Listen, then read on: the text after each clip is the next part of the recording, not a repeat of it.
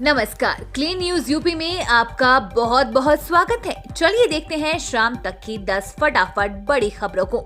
इससे पहले आप न्यूज को कहां से देख रहे हैं, हमें कमेंट में जरूर बताएं। साथ ही वीडियो को लाइक करना बिल्कुल ना भूलें। शिक्षा और रोजगार का एक कारगर इकोसिस्टम बनाने में जुटी योगी सरकार। उत्तर प्रदेश की योगी सरकार का वित्तीय वर्ष 2023-24 का बजट सदन में पेश होगा। योगी आदित्यनाथ सरकार आय व्यय को 22 फरवरी को विधानमंडल के दोनों सदनों में पेश करेगी। बता दें कि 20 फरवरी से शुरू हो रहे यूपी के बजट सत्र के पहले दिन विधानसभा विधान परिषद का संयुक्त अधिवेशन होगा। इस अधिवेशन में राज्यपाल का अभिभाषण होगा। इस बजट में सरकार का खास फोकस शिक्षा पर रहेगा। इतना ही नहीं, 80 लोकसभा सीटों वाले उत्तर प्रदेश के इस बजट में आगामी लोकसभा चुनाव 2024 की छाप भी नजर आ सकती है। नई शिक्षा नीति को बेहतर ढंग से लागू करने, अनुसंधान, नवाचार को प्रोत्साहित करने, मेडिकल कॉलेज, उच्च शिक्षा और आने वाली पीढ़ियों के लिए शिक्षा और रोजगार का कारगर इकोसिस्टम बनाना खास फोकस हो सकता है। सीएम योगी ने किया डिजिटल गैलरी का उद्घाटन। यूपी के सीएम योगी आदित्यनाथ ने कुछ देर पहले उत्तर प्रदेश विधानसभा की विधायी विधि का डिजिटल गैलरी का उद्घाटन किया। इस डिजिटल गैलरी में उत्तर प्रदेश की संस्कृति और भौगोलिक धरोहरों के अलावा विधानसभा के दोनों सदनों से जुड़ी जानकारी और कार्यवाही के बारे में लोगों को जानकारी मिलेगी। विधान भवन के गेट नंबर 1 के पास इस डिजिटल गैलरी का उद्घाटन सीएम योगी आदित्यनाथ ने किया। इस दौरान उनके साथ विधानसभा अध्यक्ष सतीश महाना, उप मुख्यमंत्री केशव मौर्य, विधायक रघुराज प्रताप सिंह समेत कई दलों के नेता मौजूद रहे। आपको बता दें कि लोकसभा के डिजिटल गैलरी के तर्ज पर यूपी विधानसभा में डिजिटल गैलरी की शुरुआत की गई है। यूपी की सड़कों को और बेहतर करेगी योगी सरकार। शुरू होने जा रही है ये योजना। राज्य सरकार शहरों में लोगों को बेहतर सड़क की सुविधा उपलब्ध कराने के लिए मुख्यमंत्री सड़क सुधार योजना शुरू करने जा रही है। इसके लिए वित्तीय वर्ष 2023-24 में 1000 करोड़ रुपए की व्यवस्था की तैयारी है। इतना ही नहीं, हाउस टैक्स की अधिक वसूली करने वाले निकायों को अतिरिक्त पैसे भी इसके लिए दिए जाएंगे। नगर विकास विभाग इसलिए मुख्यमंत्री सड़क सुधार योजना नाम से अलग मद बनाना चाहते हैं, जिससे शहरों में लोगों को जरूरत के आधार पर सड़क की सुविधाएं दी जा सके। उच्च स्तर से सहमति के बाद नगर विकास विभाग में नए बजट में इसके लिए प्रावधान करने का प्रस्ताव भेजा है। यूपी के 7 आध्यात्मिक शहरों में मिलेंगे 4 लाख से अधिक रोजगार के अवसर। अयोध्या में राम मंदिर के निर्माण और काशी में विश्वनाथ कॉरिडोर के निर्माण समेत अन्य धार्मिक स्थलों के विकास से प्रदेश में बढ़ते धार्मिक पर्यटन ने भी वैश्विक निवेश सम्मेलन में आए निवेशकों को अपनी ओर खींचा है। नतीजा ये हुआ कि अयोध्या, काशी, मथुरा, चित्रकूट, सीतापुर, मिर्जापुर व प्रयागराज जैसे 7 प्रमुख धार्मिक शहरों में 4,14,000 करोड़ रुपए के निवेश के प्रस्ताव प्राप्त हुए हैं। माना जा रहा है कि यदि ये निवेश प्रस्ताव जमीन पर उतरे तो 4.35 लाख से अधिक युवाओं के लिए रोजगार के अवसर उपलब्ध होंगे। परीक्षा केंद्रों में अब रात में भी होगी निगरानी। माध्यमिक शिक्षा परिषद की हाई स्कूल और इंटरमीडिएट की बोर्ड परीक्षाओं का आगाज हो चुका है। दोनों ही कक्षाओं की हिंदी विषय की परीक्षा हो चुकी है। अब सोमवार के महत्वपूर्ण विषयों की परीक्षा होगी, जिसके चलते रात में भी केंद्रों की निगरानी की जाएगी।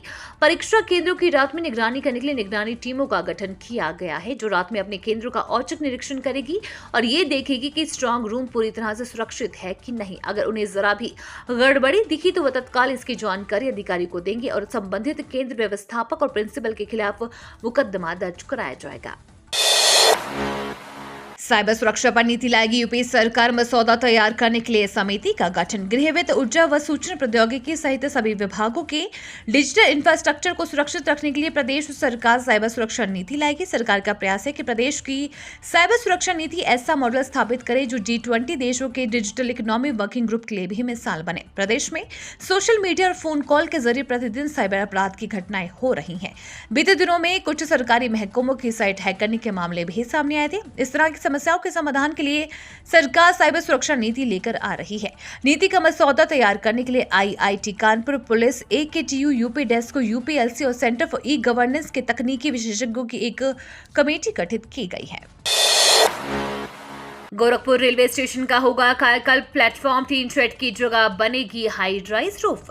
गोरखपुर जंक्शन पूर्वोत्तर के प्रमुख रेलवे स्टेशनों में शामिल है। 137 वर्ष पुराने इस जंक्शन को सिटी सेंटर के तौर पर विकसित करने की योजना बन रही है। इसको लेकर रेलवे स्टेशन पर कई फेरबदल किए जा रहे हैं। इसी कड़ी में यहां पर लगे प्लेटफॉर्म शेड को हटाने को लेकर सहमति बन गई है। गोरखपुर जंक्शन के कायाकल्प के लिए सर्वे करने वाली एजेंसी ने प्लेटफॉर्म शेड को हटाने का फैसला कर लिया है। अब इस शेड की जगह हाई राइज रूफ होगा। यात्रियों की की सुविधाओं के लिए हैंगिंग प्लाजा और रेस्ट रूम भी बनाए जाएंगे।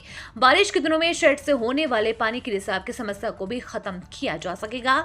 गर्मी के दिनों में यात्रियों को तपन से राहत मिलेगी। यूपी में अब बिजली उपभोक्ताओं को लगेगा झटका। प्रदेश में गर्मी सीजन में बिजली संकट से निपटने के लिए उत्तर प्रदेश पावर कॉर्पोरेशन ने अभी से तैयारी शुरू कर दी है। इसके तहत कॉर्पोरेशन निजी कंपनियों से 11 रुपए प्रति यूनिट की दर से बिजली खरीदेगा। इसके लिए टेंडर जारी कर दिया गया है। महंगी दर पर बिजली खरीदने का असर भविष्य में उपभोक्ताओं पर पड़ना तय है। उधर उपभोक्ता परिषद ने महंगी दर पर बिजली खरीदने की उच्च स्तरीय जांच कराने की मांग की है। इस वर्ष गर्मी के सीजन में करीब 28,000 मेगावाट से ऊपर मांग पहुंचने का अनुमान है। ऐसे में पावर कॉर्पोरेशन ने अभी से तैयारी शुरू कर दी है। इसके लिए कॉर्पोरेशन करीब 11 रुपए की दर से बिजली खरीद रहा है। देव पोर्टल के माध्यम से अप्रैल से सितंबर तक के लिए 3 कंपनियों को टेंडर जारी कर दिए गए हैं।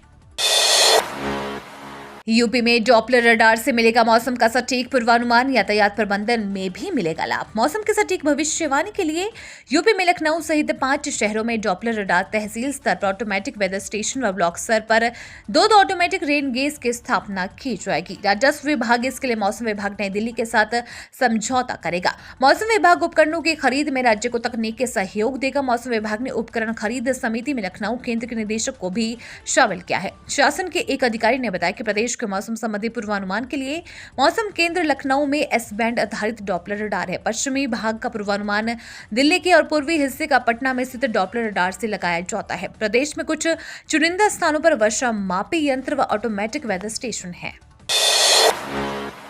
होली से पहले आ सकती है पीएम किसान की 13वीं किश्त। केंद्र की मोदी सरकार देश भर में किसानों के लिए कई तरह की लाभकारी योजनाएं चला रही है, जिससे किसानों की आय को दोगुना किया जा सके। प्रधानमंत्री किसान सम्मान निधि की 13वीं किश्त होली से पहले किसानों के खाते में आने की उम्मीद है।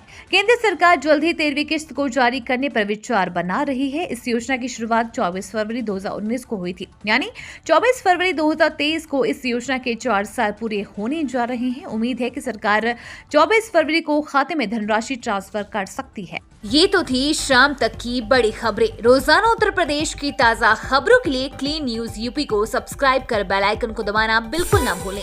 धन्यवाद।